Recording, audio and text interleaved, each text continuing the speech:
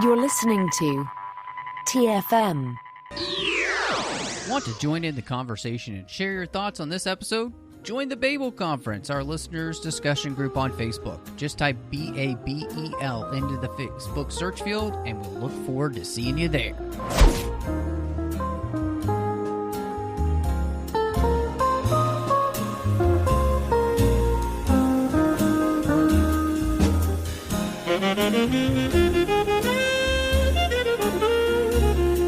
Well, hello and welcome to a very special crossover episode between the 602 Club and Aggressive Negotiations. So these will be coming at you live on the TFM network as well as the Nerd Party network.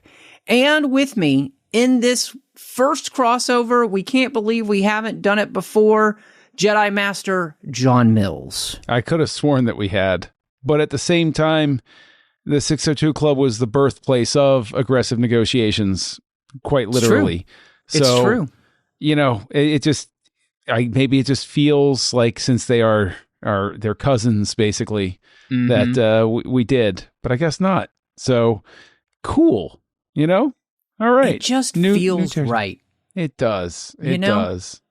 So it's like that. It's like that song, "Being Reunited," and it feels so good. So absolutely.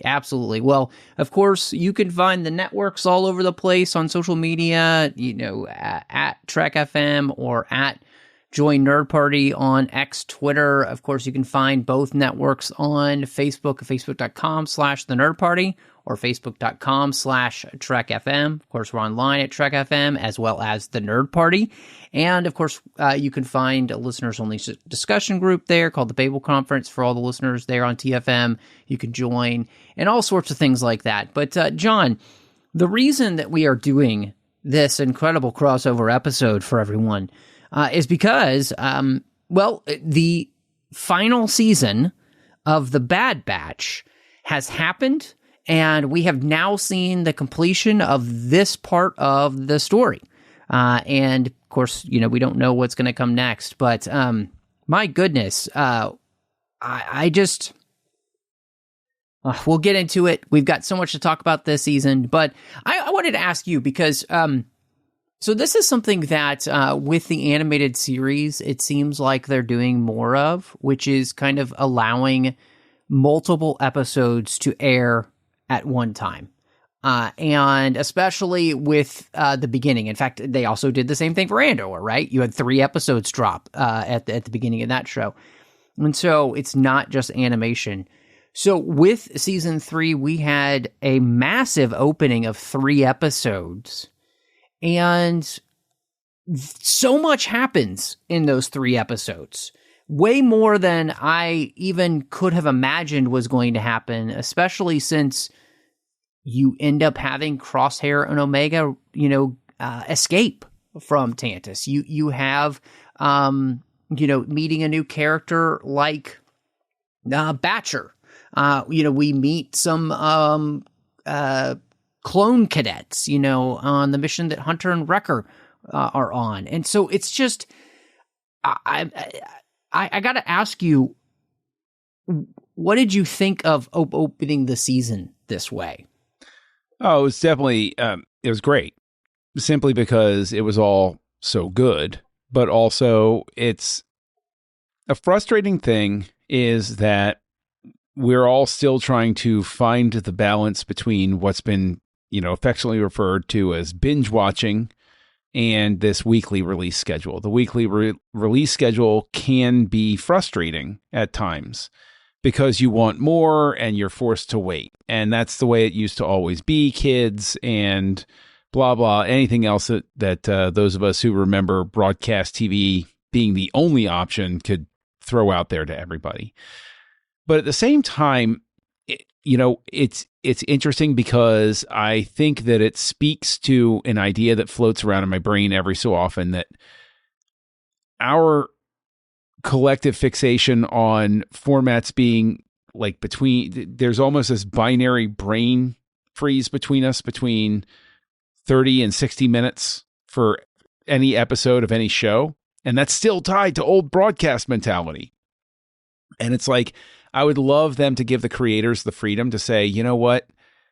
It's X amount of hours of runtime, and do, if you want to have like a 2-hour TV movie in the middle of the season, and then, look at me falling into the hour category again. But like, if you want to throw something in there and, have episodes be wildly varying in length, that would be an experiment worth seeing. All of that to say, I was really grateful for the 3 episodes that were dropped at once, because this would have been a very difficult arc to be patient for, to see where it was going, especially because I think that the very first opening notes of the first episode of the season were so incredibly well done to show the way that Omega was back in a life we had seen her in at the beginning of the first season.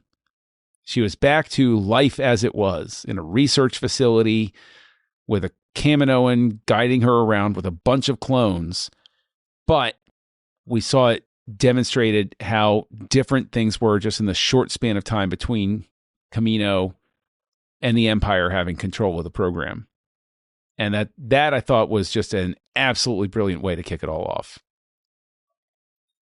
Yeah, I completely agree with you. I think that, like you said, the juxtaposition of this season versus especially the first season when we first meet Omega and what her life is like, you see the massive difference between, Kamino under the Republic, where they have freedom to do what they want, there's freedom on the planet. And here, this complete imperial control hovering over everything and threatening everybody. I mean, the fact that, there's a complete difference in Nala Se, who is destroying Omega's samples because she tells Omega that it's going to be dangerous for her if they find out what Nala Se knows about Omega, and we're going to find out throughout the season about Omega. And so, there's that. Gosh, you even have one of the creepiest, scariest things happen, which is the Emperor visiting Tantus, which is, of course, the third episode of the season where they escape. Crosshair and Omega are able to escape.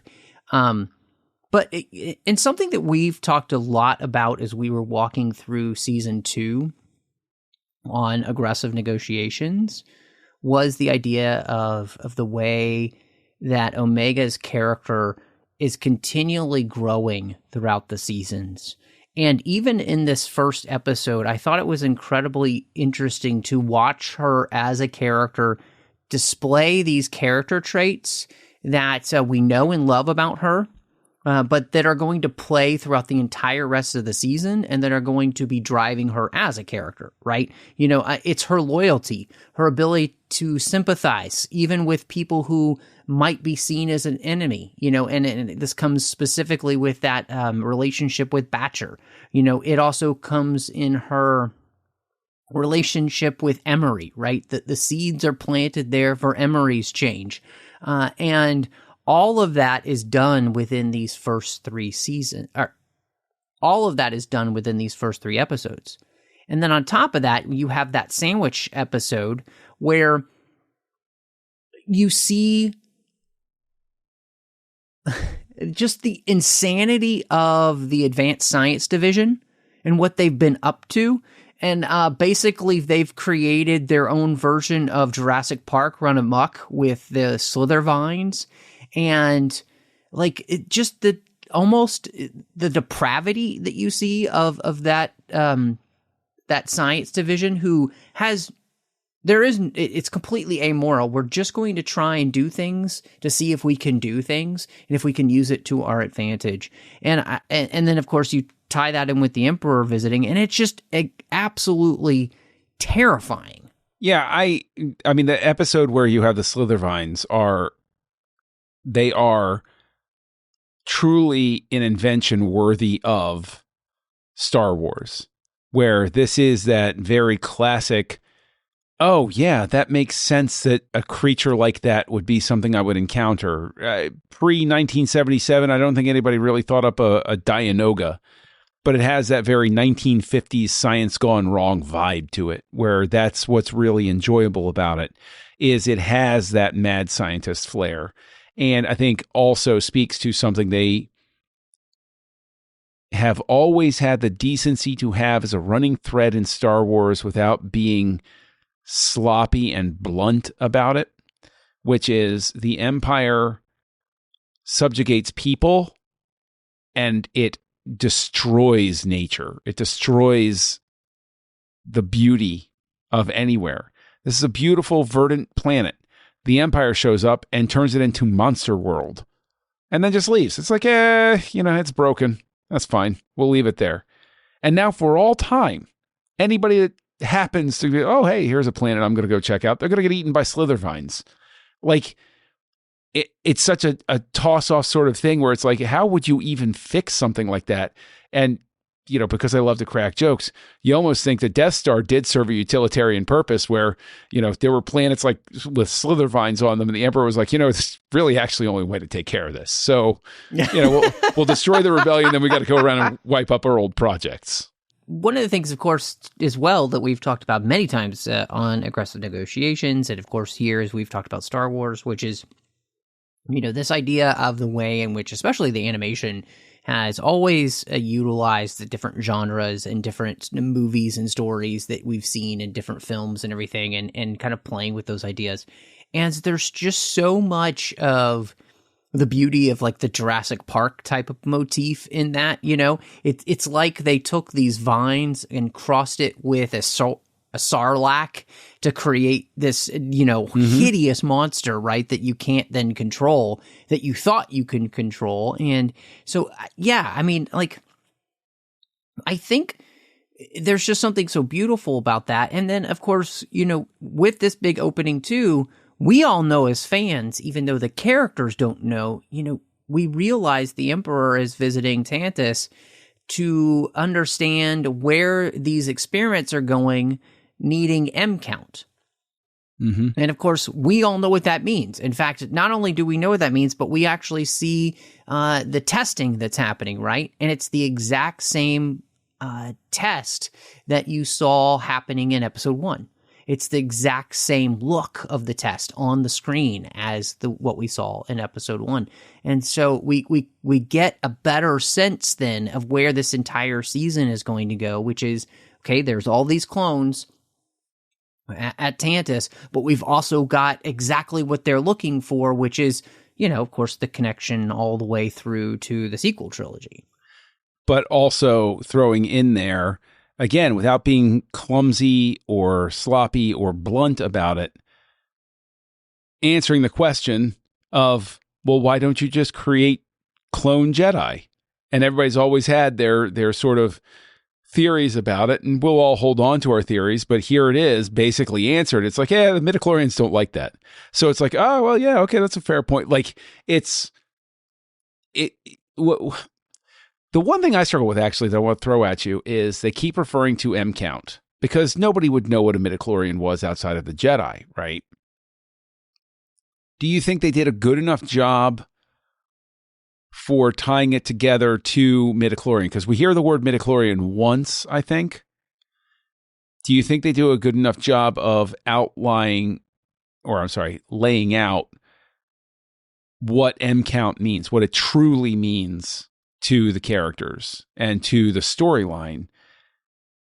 I'm not going to bias you giving you my own answer, but I'm curious. Like, do you think there was, because there were people that complained about it, do you think that there was enough of a dot between A and B, a line between point A and point B? It's a great question, and I'm glad you asked it, because I think that if there's one thing that the season doesn't do well enough, is that. I think it should have just come out and said it. And I think that there should have been even greater connections made, in the sense of just stop beating around the bush about it and just say it outright. What exactly, because at this point, when the Emperor and Hemlock are talking, they're not going to be talking in code. They're talking together in a secure location about this project in a place that nobody in the galaxy can find at this moment. And so I also was a little bit perturbed that we actually never saw what was in the pods in that room. I felt like there just didn't seem to be a reason to hide that.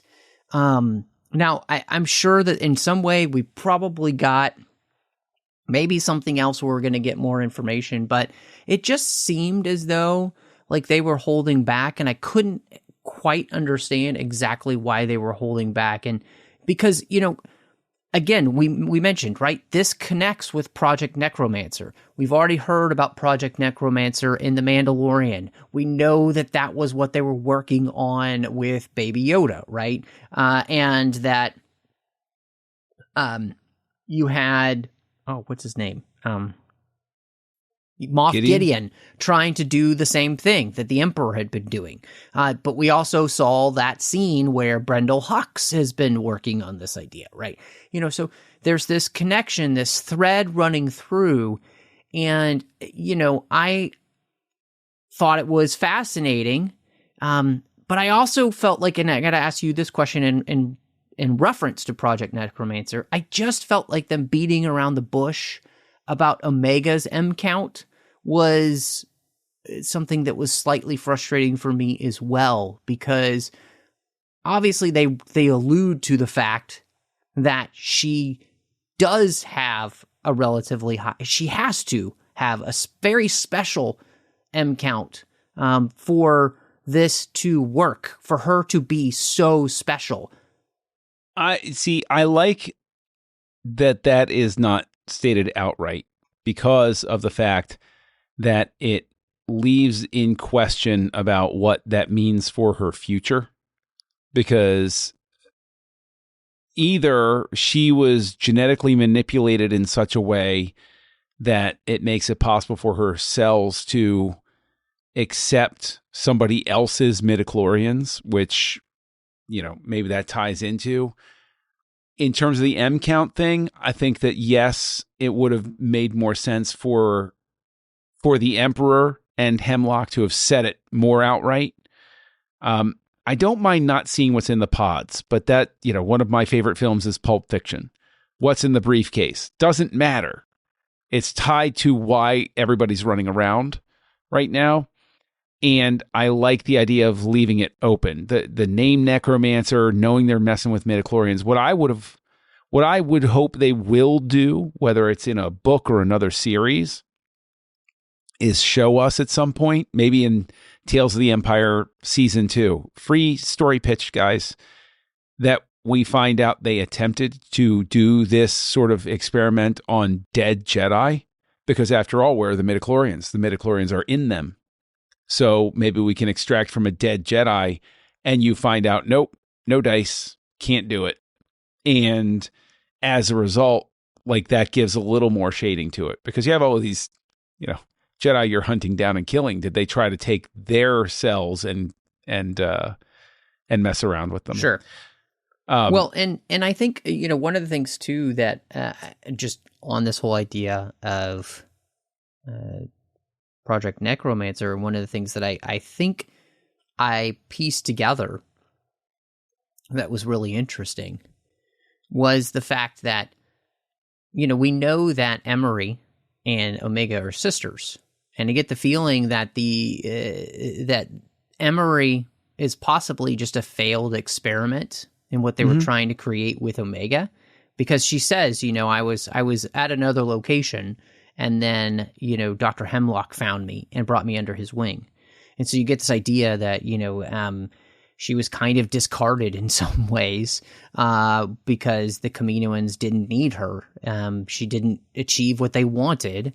And therefore, somebody else picks her up and utilizes her for their benefit. And so I thought that was really fascinating. And it's another thing where I almost wish that there had been a little bit more on, because, I feel like as much as we learn about Omega and her connection to Project Necromancer, I do feel like there's 1,000 other questions about her and all of this that I would have loved to have just had a little bit more on, mainly because, I just find it to be so utterly fascinating. And this, just her creation, who she is, all of that stuff. So yeah, but let me offer this one counterpoint: is that I enjoy a little bit of mystery left.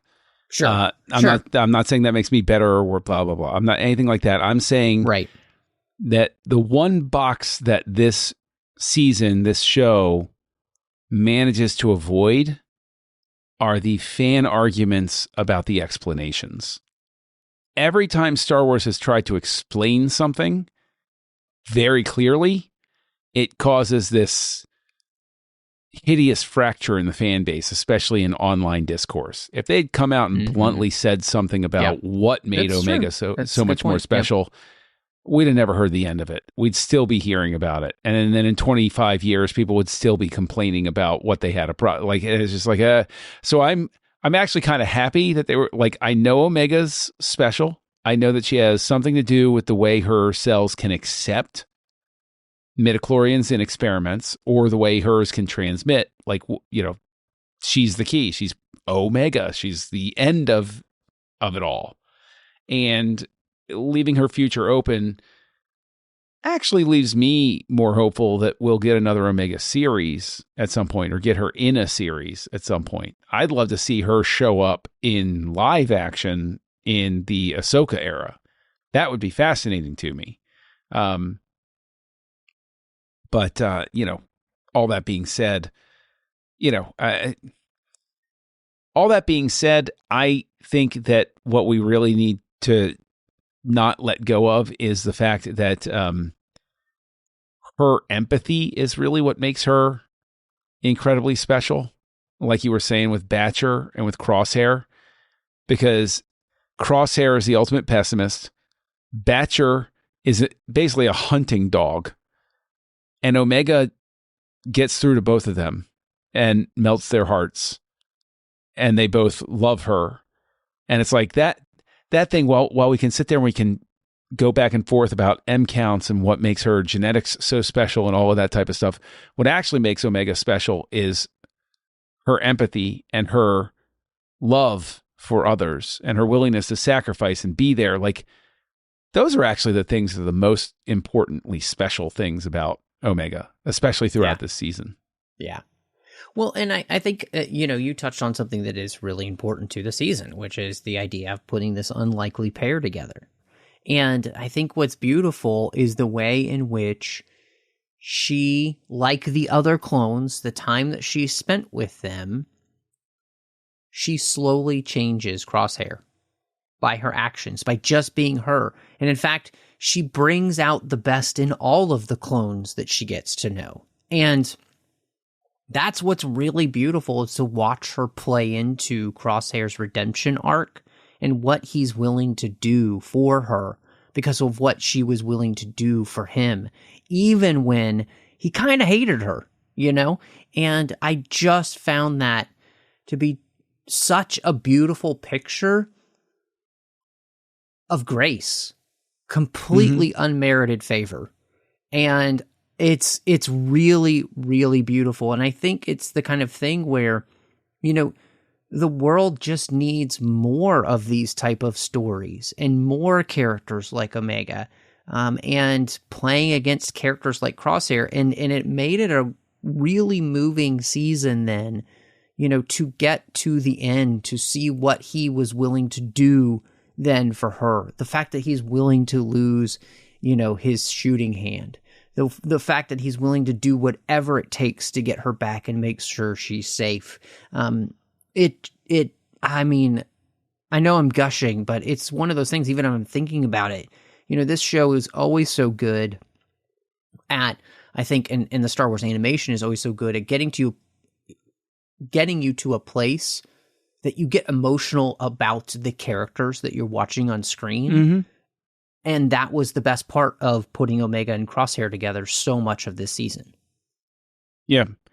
I don't know what I can add to that, honestly. I mean, we all know Wrecker is my emotional favorite, but Crosshair, I'm going to say something a little weird, but Crosshair, what I think makes him super relatable for any of us who have been through working at a place that gets acquired by someplace else, right? I've you know, I worked at least 2 places that got bought by someplace else. And, you know, you have that whole thing of like, it does turn you cynical, like even more cynical if you were a cynic, to be like, meet the new boss, worse than the old boss, or, you know, everything's changed. And it's like, it's nice to see Crosshair discover a sense of, you know, just a sense of hope. And additionally, a sense of this is the guy where, if you go all the way back to the first season, was the most rugged of the entire batch. He was always the one that was going to be like, well, if they're wounded too badly, we got to move on, sort of thing. And instead, he's moved in this season to a character that is willing to sacrifice himself. And like you said, lose his hand, like lose so much just for the sake of her, of love for someone else. And I mean, it's nice to see Crosshair finally become one of the parents for Omega. Right. Yeah. I think, I love that you mentioned that too. And it's something that I didn't even have, you know, here on our topics of conversation outline, just so we could try and not miss things, because we're talking about an entire season. But, you know, I think that that's also something that is incredibly beautiful about the season as well. You know, this really is a show about space dads.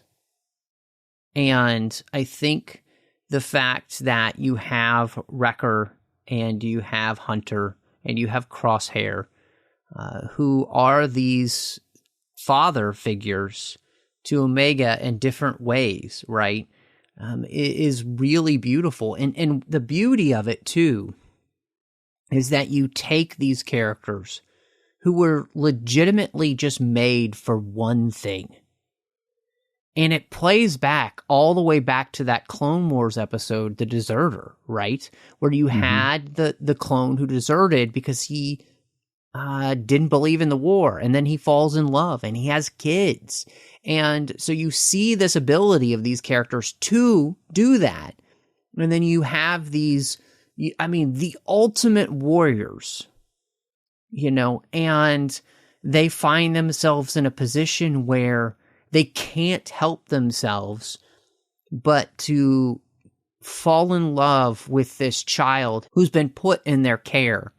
And then, like any good father, be willing to do anything and everything it meant to keep that child safe.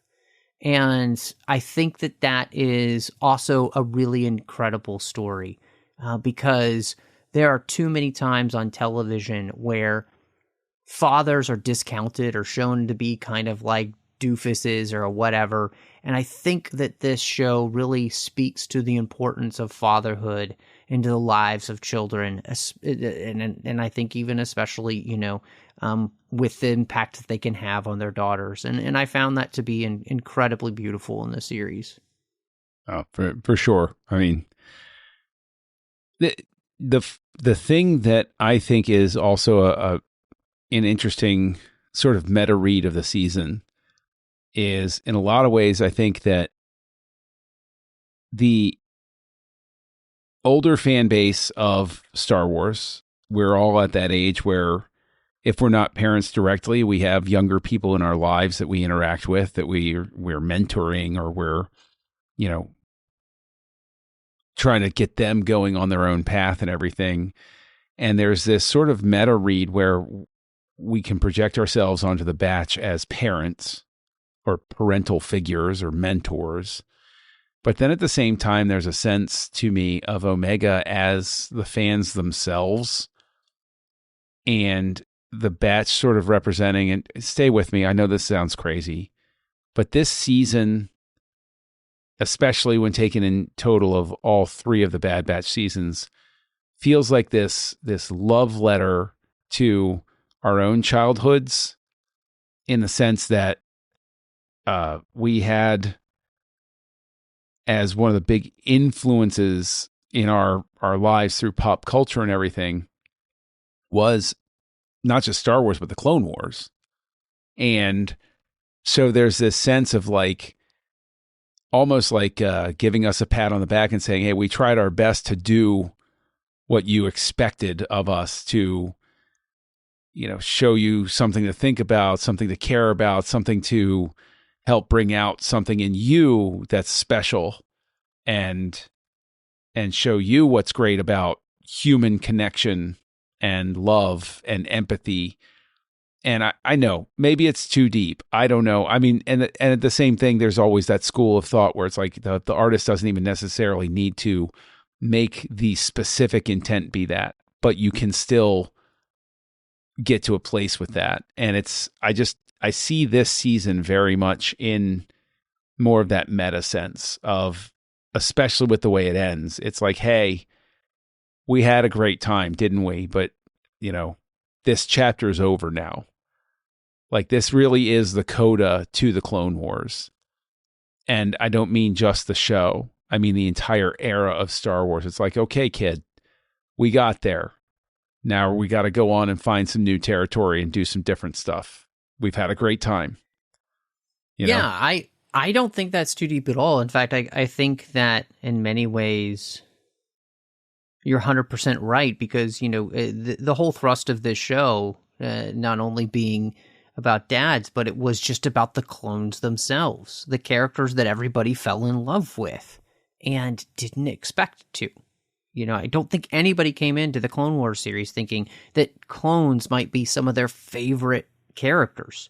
Whether it was Rex or Wolf or, Hunter or, Wrecker, all these characters, right? All of these clones that we meet throughout the series, and the fact that Cody, we never really got to know Cody until the Clone Wars because he was barely in Episode 3, right? Yeah. And so I think you're right. In many ways, this helps us put to rest a lot of that time period. And it's obvious that they could revisit it and we'll talk about soon, Tales of the Empire, where we see some stories that have pieces of that.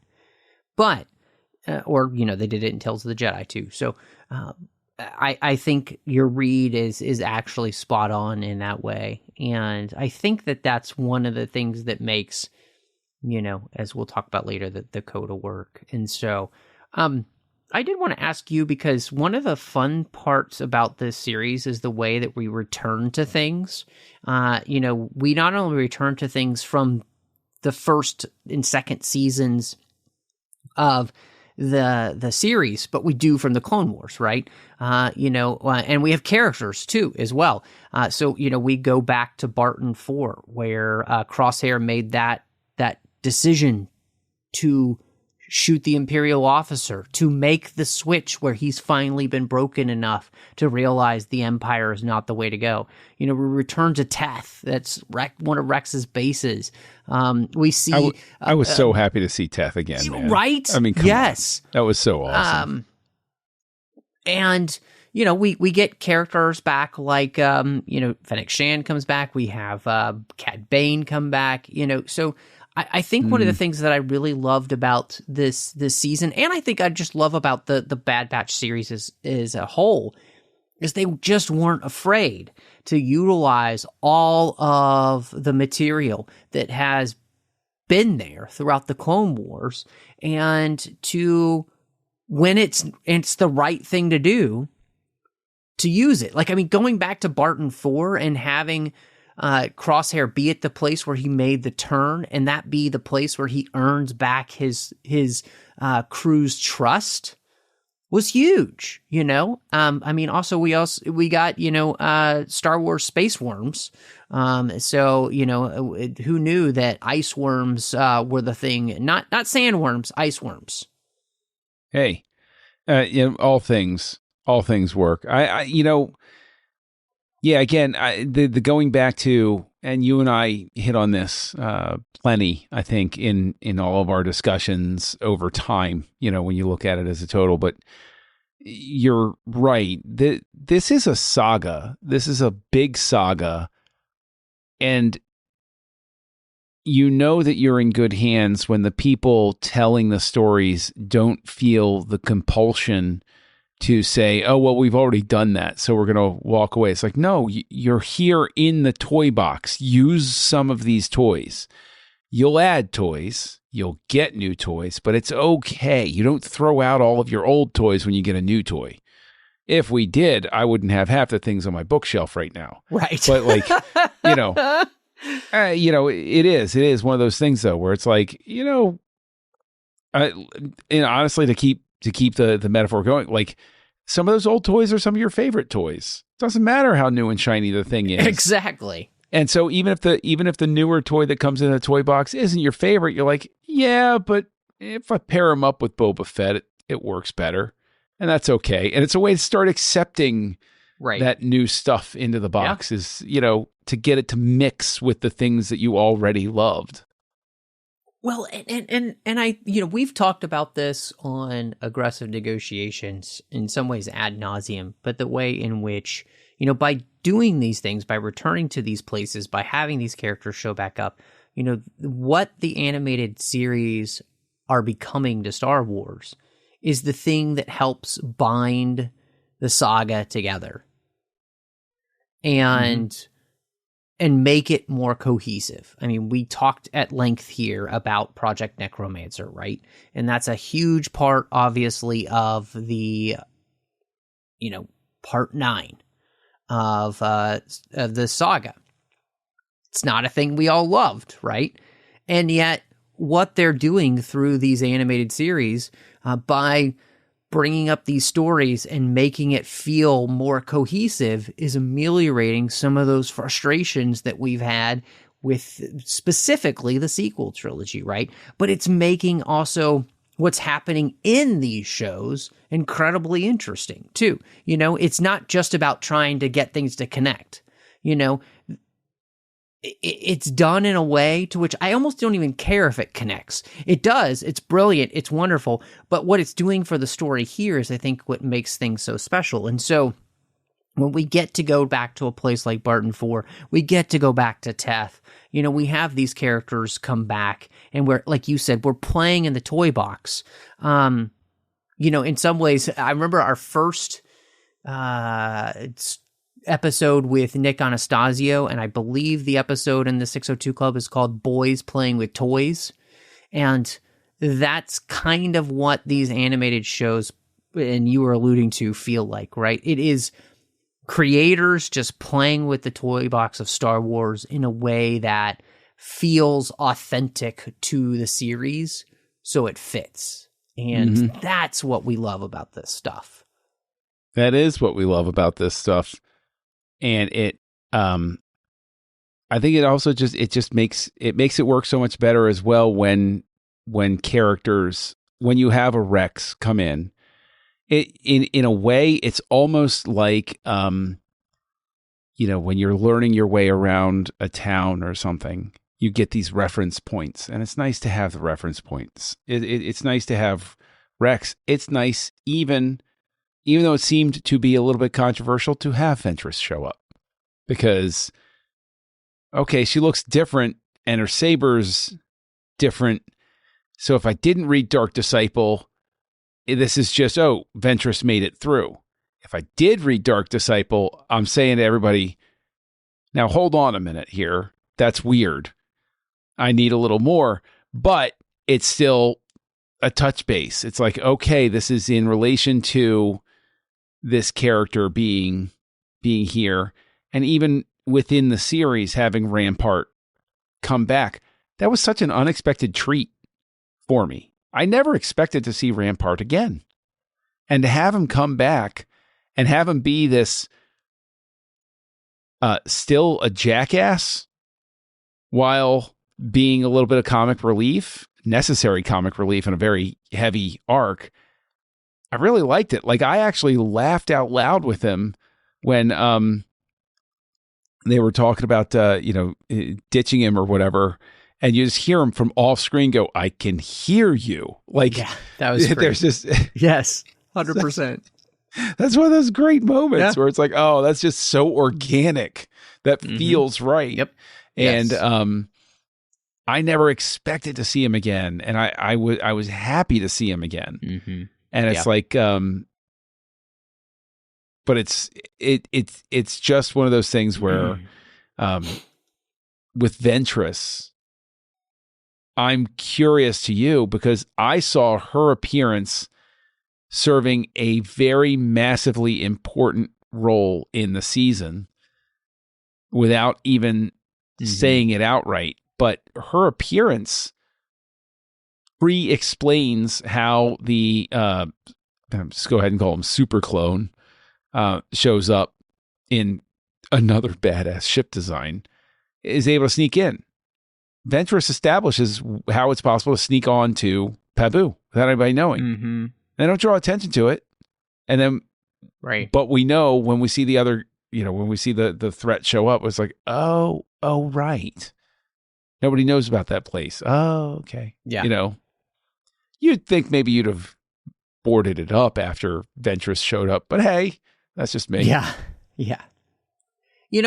I think the beauty of this was, especially with Ventress returning, what I really appreciate is that they did come out and say, we are not here to contradict what was done in Dark Disciple, specifically, the way that they have with other books. Like, they have contradicted the Ahsoka book and some other things. They've also contradicted the Kanan comics that had come out, things like that.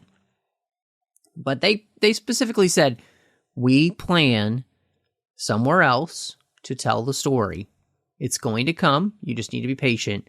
But for here, this was not the place to do that, right? Correct. Yeah. And so and that's, I think, where in some ways Star Wars is therefore then taking a page from the comics of this character shows up in this comic, but the way and why they're showing up in the sense of like, I thought they were there. And, that's not that story to tell, and so understanding what story you're trying to tell and not getting caught in, we've got to explain everything, as we kind of talked about earlier. Sometimes it's better not to.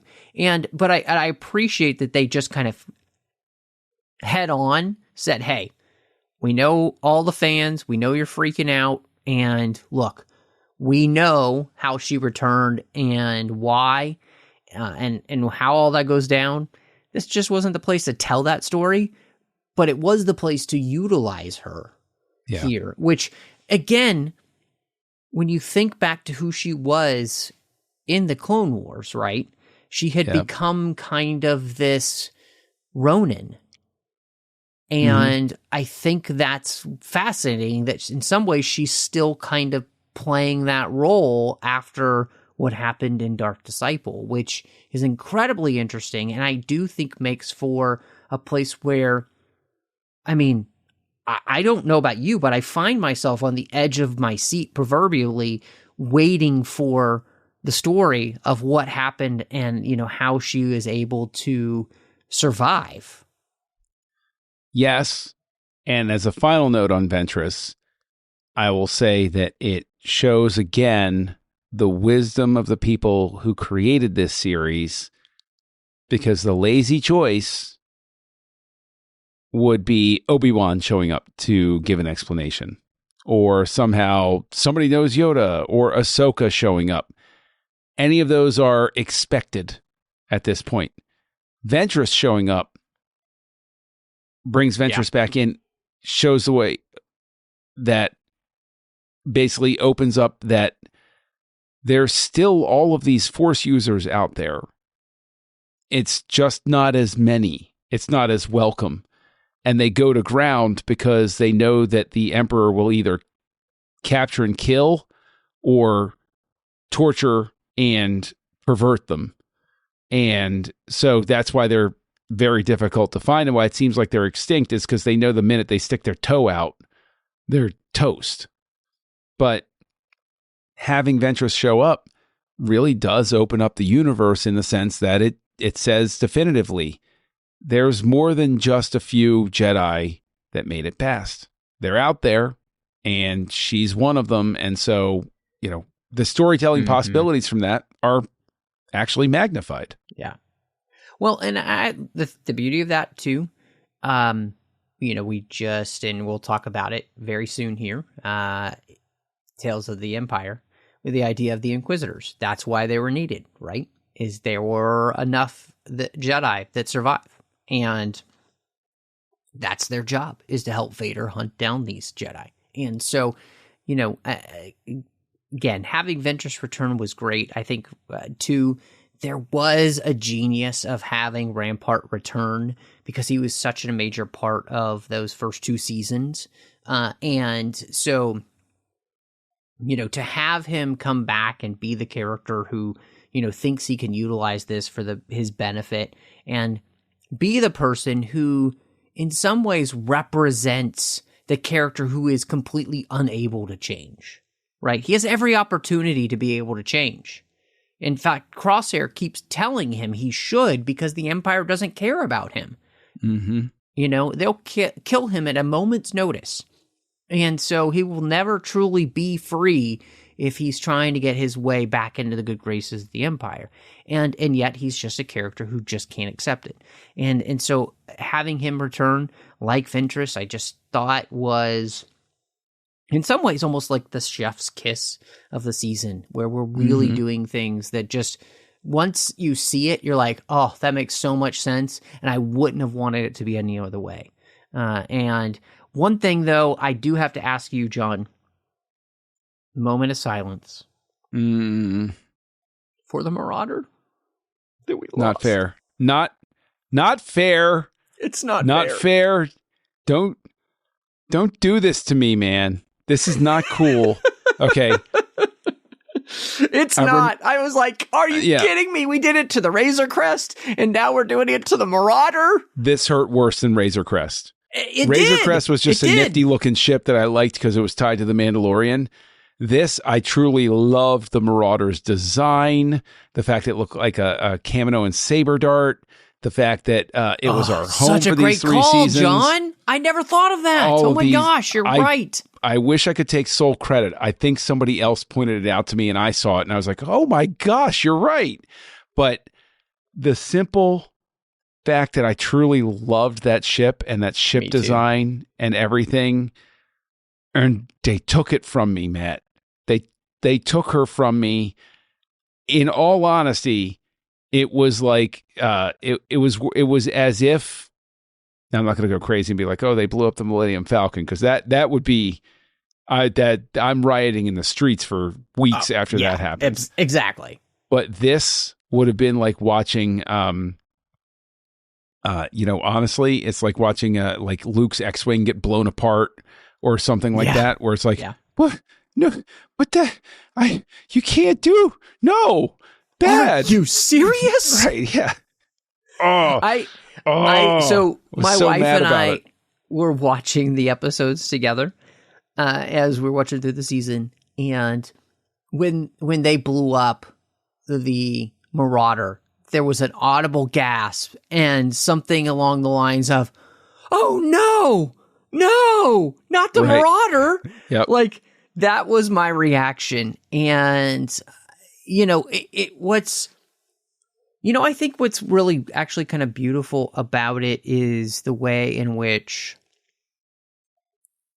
they weren't going to kill, and they've talked about, I've seen the some interviews with the showrunner and everything here for the Bad Batch, and them talking about, they weren't going to kill another character. But I think that the beauty of these ships, especially a ship like the Marauder, you can lose that ship, and it really does create the feeling that you need to have of losing a crew member. Oh yeah, and sure. The stakes, right? And again, I give them full credit for being willing to do that. And it, in some ways too, it almost makes sense, because where these characters are going to go by the end of the season is they're going to choose to let go of this life, and losing the Marauder is a way, and it's a stepping stone to that, because what matters at this point is Omega. And so, I just love that. God, we got to talk about the finale, man, because, I mean, we get Zillow Beast action. We get a bunch of CX clones, zombie clones going after our normie clones and the Bad Batch. We get Hemlock dying. Nala Se protecting the Kaminoan legacy by destroying research. We get money going to Project Stardust. I mean, this finale is jam-packed full of goodness.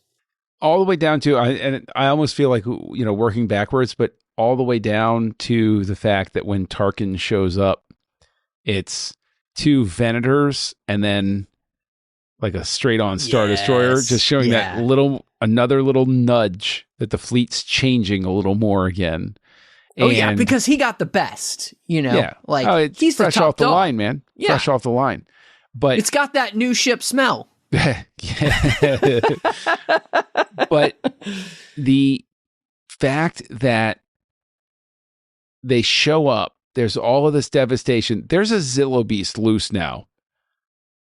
Basically the Zillow Beast turns this planet into Vine World. What are you going to do? Somebody's going to be flying along someday. And they're like, oh, look, this is a nice little planet. Let me set to, oh dear. Oh my gosh. What is that thing? Right. But there is, I think, this beauty to everything as well, because we know that Hemlock even admits that the Kaminoans knew the secret. The Kaminoans, in a large sense, are like the Darth Plagueis of science in this. And Hemlock is the Palpatine, where they're chasing after this thing that the true master of the art figured out. And they're chasing it, and they're greedy for it, and they're taking shortcuts, and they're not patient enough. And much like Plagueis dying before all of the secrets got to Palpatine, Nala Se makes sure that basically if she's going to go out, everything's going with her. And this is the end of any of your hopes of pulling off Project Necromancer anytime between now and 5 years from now, right? It builds in, again, the idea of why does it take so long for Palpatine even to get close to cloning himself? Well, guess what? That's why. Because it goes up here, and Tarkin, as much as we love him as a villain, we come back to this whole idea of he's also a self-serving bureaucrat. Oh, look at all of this destruction. There's a Zillow Beast out. All right, decommission the place and send all of his funding to my project. And it's like, there's not even a curiosity. There's no desire to carry the work on. There's nothing. And in a sense, that's like, again, it shows where Palpatine's miscalculation with these people that he uses against each other screws him up again. He needed another Hemlock to be like, no. We have to continue the work. We will pick up where we left off. We have some backed up data records, and I know what I was thinking and all of those sorts of things.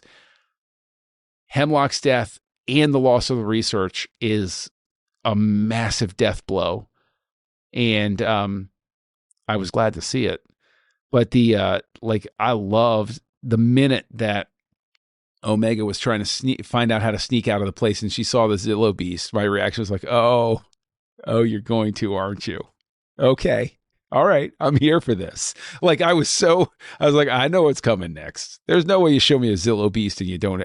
Chekhov's Zillow Beast.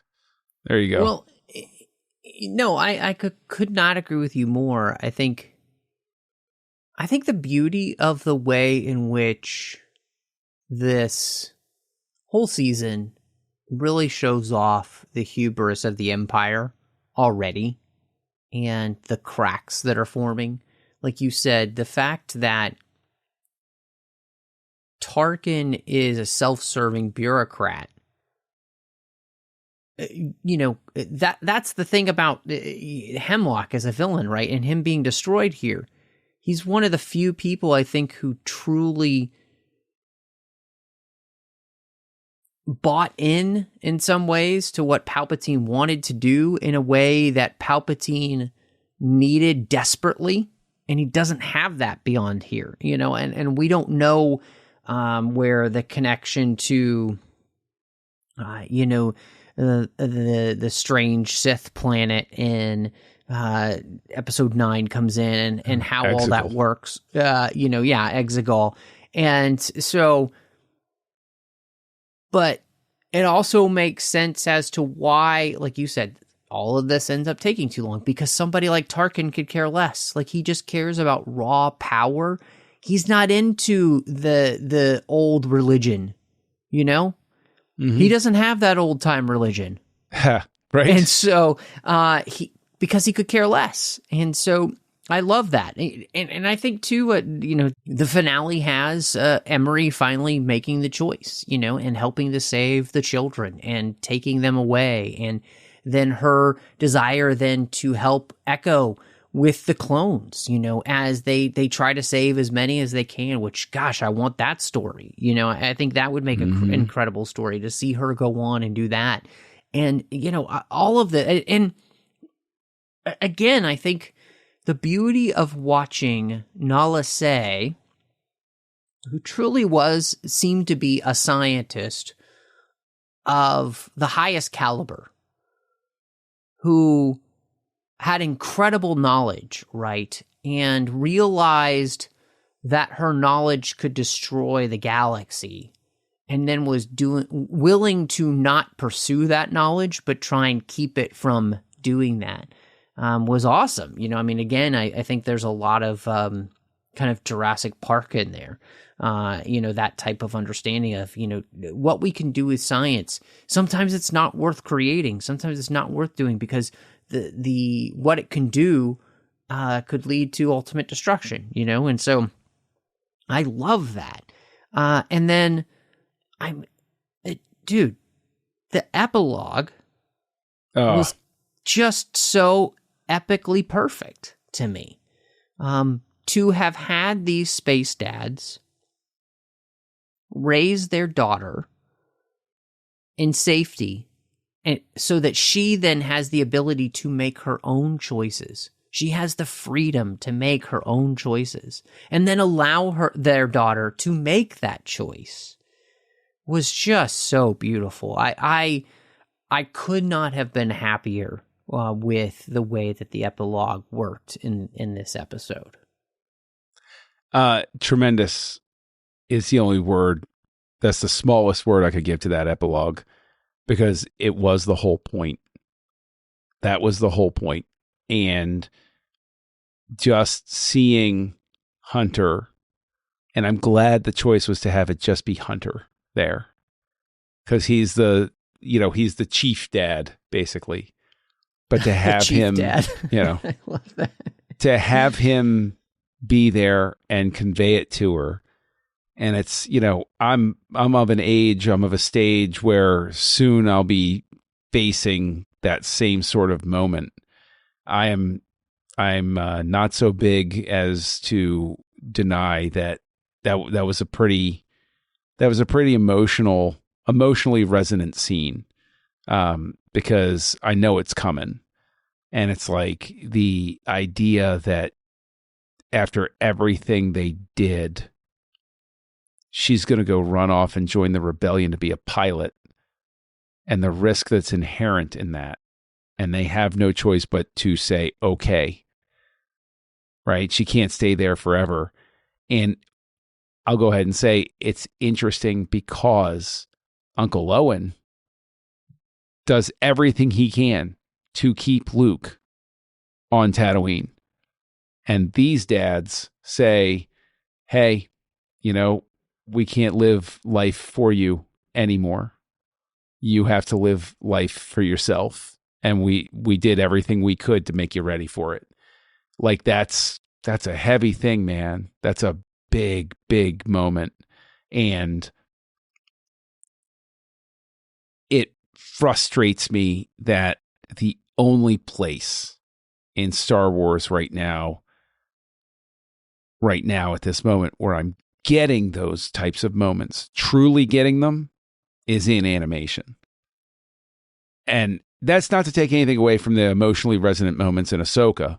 Ahsoka gets there at a couple of points, but this one was like just an absolute gut punch.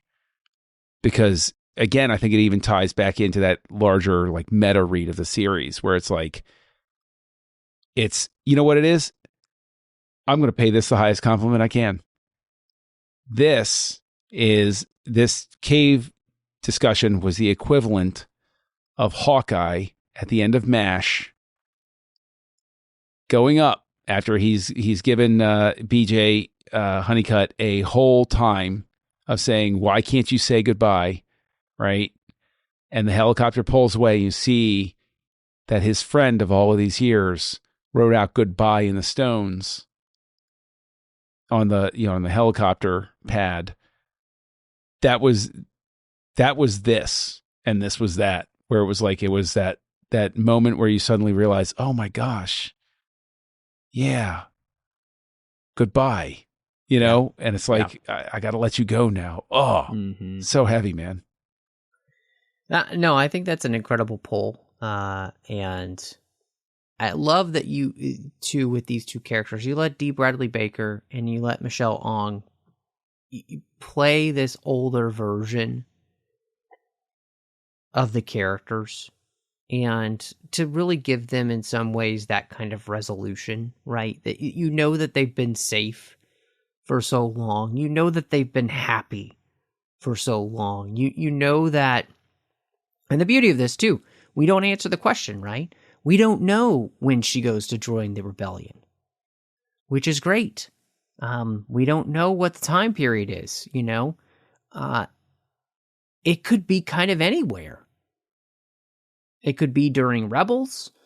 It could be during some point of Andor. It could be sometime after episode 4 or 5. I mean, who knows, right? That's the beauty. And so they can use this character then wherever they want because they didn't put a time period on it. They didn't put a time stamp that they're stuck with. And so I think that's incredibly smart of them. But beyond all that, what it does is it just makes this so moving for these two characters. And, I loved it. And I was very, very choked up about it as we watched this episode and this finale, my wife and I. And so, John, there's one last thing I feel like we have to talk about, and that's because I think that Kevin Kiner and his family, who have been working on these soundtracks now, it's not just him anymore, but it's also members of his family. Goodness, are they knocking it out of the park in this series? Mm-hmm. Yes, they are. They're absolutely killing it.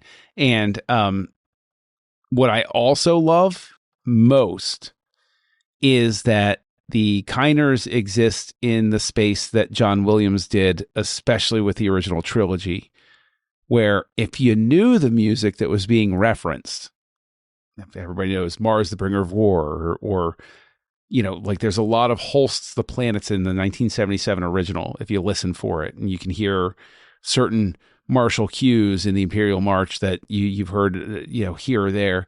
But like, this is the same sort of thing where whatever temp tracks they were using, the Kiners find a way to nail it without being repetitive or ripping off, but get that same vibe where I'm like, this sounds like something I would have heard from Hans Zimmer. Or this sounds like something I would have heard from James Horner. Or this sounds like something I would have heard in Indiana Jones movies. Like, it's good for sounds like that. I'm actually paying a huge compliment here because I don't look at it and say, oh, you just stole that from. I look at it and I say, I know exactly what you're trying to tell me emotionally right now. And that's exactly the right spot for that music to exist, while at the same time creating its own identity so that I have themes within that framework that work perfectly well. I'm huge fan of their work. I suspect, of course, you are too. Was there any episode that like really jumped out at you as like the best music episode? Wow, that's a really good question. I think honestly, one of the episodes that really jumped out was the very first episode of the season. Just the hauntingness of that as we kind of follow Omega's new routine and her being there for so long. I enjoyed the episode where we're back on Teth and the references to the Clone Wars film. And I really liked the episode. I think the one that really I loved the most maybe was the Ventress epissound and the cues that we got in that. I thought they were gorgeous. But I've enjoyed listening to the sound. I mean, the soundtracks they're releasing are like, I think there's over 2 or more hours worth of music between the 2 albums. It's incredible. Oh, wait, excuse me. I misspoke. There's over 4 hours and 27 minutes of music beyond with the 2 albums combined. And so just wonderful. I mean, Kiner and his family truly seem to understand Star Wars, and they're doing a great job. They did the same thing with the Ahsoka series, and this is just beautiful. So, all in all, I couldn't say enough about what they're doing. But John, I think I know the answer to this. But if you did have to rate the season 3 of The Bad Batch, the final season, what would you rate this series? Solid 5. I mean, without even a thought. Yeah, I don't even care what anybody else. I mean, it's come on, guys. It's so good. Simply sticking the landing like this, that last 6 episode stretch, right? Yes, that in and of itself, yes. that's like, which I did not even mention, but one of the things I loved about that is it felt so reminiscent of the end of Deep Space Nine, where every single episode, those last 6 episodes, they just connect. Yeah, Deep Space Nine. It was like once you hit like Siege of AR 553, right? Or was it 553? 553? Yeah. It's 551, I think. Anyway, yeah, I know. Well, anyway, that episode, once you hit that episode, like you had locked in and they were like, okay, guys, this is it. And yeah, same vibe here where it's like, I mean, but that's also, honestly, as much as I would have wanted even more seasons of The Bad Batch, I think that look at what happened as well with the 4th season of Rebels. Once a creative team knows they've got just this amount of time left, I think it really, though it may be painful, really the great creators step forward and say, okay, challenge accepted. We're going to do this and we're going to do it our way. And they did it their way. And boy, did they do it. So yeah, sorry to ramble, but yes, 5 stars. No, you're not rambling at all. I think 100%. They just did such a great job with that finale, and that finale, like you said, really is those 6 episodes all together. In many ways, I would almost love to see a master cut of that, where it's all put together, and I can just watch it all without having any breaks. Because I think it would be so much fun to be able to do that. When they release the 4K discs, maybe they could do that for us. Well, I do hope, and this is something, they've been doing the series now. We've got The Mandalorian season 1 and 2. We've got Andor out season 1. We've got Kenobi coming out. Excuse me, it isn't out now. We should get the entire series of The Bad Batch in a box set. We should be they need to do, I think, a full release of the Clone Wars, and if there's any way to put those in 4K, please do that as well. I have the seasons, but I will buy them again. I think, I guess, okay, one last question, if that's okay. Please. Where do we go next with Star Wars animation? Obviously, I know we had Tales of the Empire. We're going to talk about that here soon, but if you are in charge of Disney, Star Wars, Disney animation, Lucasfilm animation, what are you doing? I'm finding Omega during the original trilogy in the Rebellion.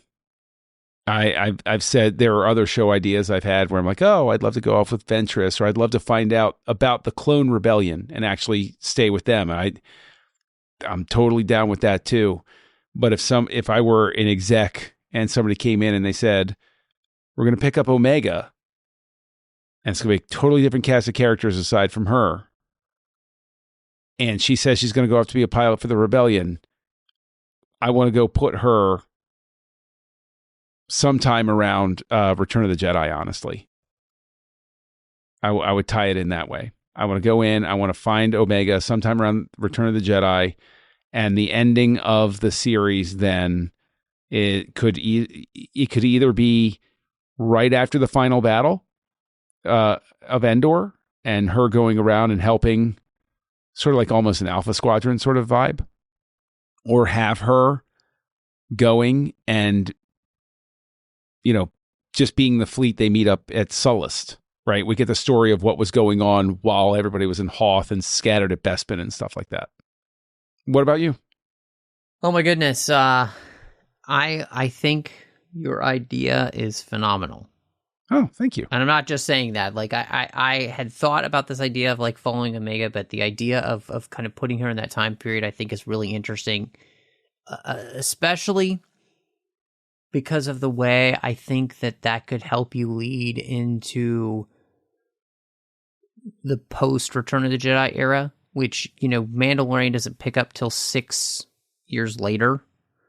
And it almost feels as though that show could bridge the gaps, right, between Empire and then, through episode 6 and, into then that new era. So I love it. I think it would be really, really cool to see that. And you could add a lot of different characters there, whether it's a Hera and characters like that and stuff. So you have so much that you could do there. So I think that's great. I love it. Well, John, it's always fun getting to talk Star Wars. In fact, spoiler alert, we're going to be doing it next week too. So you're welcome. Yes, we are.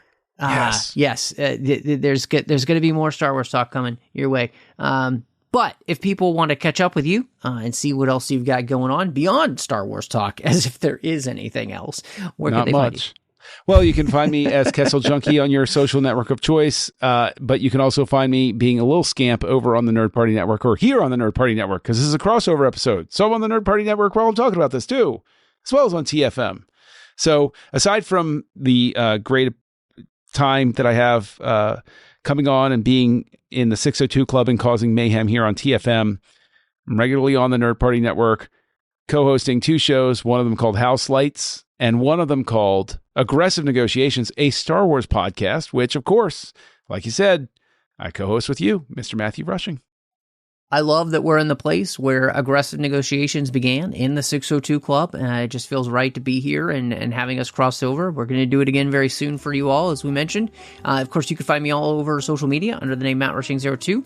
I'm on the Nerd Party Network with a completed show called Owl Post, talking about every single chapter of the Harry Potter series. And on the TFM network as well, you can find me doing a bunch of different shows about Star Trek series, such as Enterprise or Strange New Worlds, Picard, and Deep Space Nine. But as always, thank you so much for joining us. And John, I think it's time to head back to the temple, because they've got a special on blue milk tonight with with that Admiral Akbar cereal with real seed food bits. So let's go. You know what, Matt? I think it's time to close these negotiations and maybe have some Boba Fett tea here at the 602 Club.